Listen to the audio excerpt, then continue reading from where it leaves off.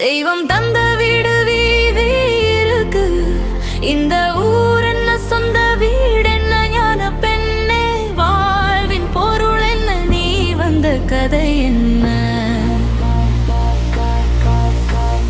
நான் கேட்டு தாய் தந்தை படைத்தாரா இல்லை, என் பிள்ளை என கேட்டு பிறந்தானா.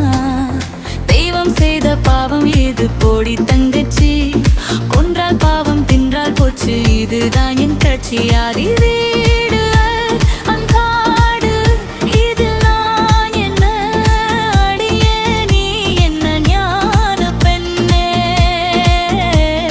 வாழ்வின் பொருள் என்ன நீ வந்த கதை என்ன.